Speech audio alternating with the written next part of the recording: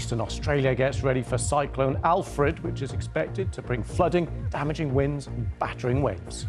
Now, millions of Australians are bracing themselves for a tropical cyclone that's expected to hit on Friday.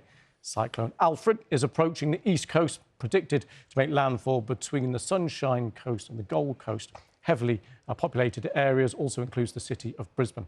Our Australia correspondent, Katie Watson, has this report.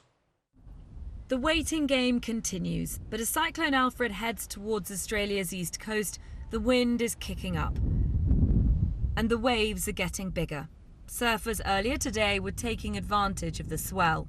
It is pretty serious, and there is people that are going to lose their houses and stuff like that, but it's at the moment, you're just taking the good of it all. It's this is just crazy. So this is fifth day straight, I've done nothing but surf and eat, sleep. Here we are, do it again. This will probably be the last day we get surf before the cyclone moves into a way where the wind is no good for us anymore.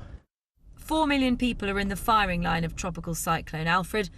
The impact zone includes the Sunshine Coast and the Gold Coast, a stretch of Australia known for its beautiful beaches and top surf, as well as Brisbane, Australia's third biggest city.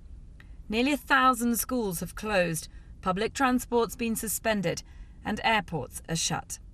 These are tough times, but Australians are tough people, and we're resilient people. My message to people, whether they be in southeast Queensland or northern New South Wales, is we are there to support you. We have your back. We respect the work that you are doing in your preparedness, and we know that this is tough times. Cyclones happen in Australia, but rarely here. The last time a cyclone hit this region was more than 50 years ago. Officials on the Gold Coast have described the situation as scary. People we've spoken to say they don't know what to expect.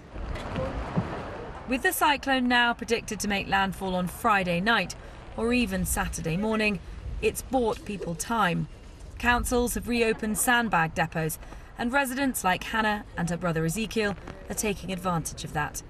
3 years ago, floods damaged their family home. We had flooding downstairs. Yeah, so we've got the water pump and we're just trying to get sandbags ready. For residents more used to sandy beaches than sandbags, the community's come together and they're helping each other out. Even baby Freddie came along for the ride.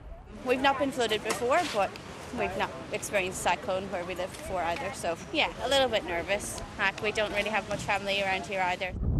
The time for surfing is definitely over. People have prepared. Now it's about waiting out the coming storm. Katie Watson, BBC News, on the Gold Coast.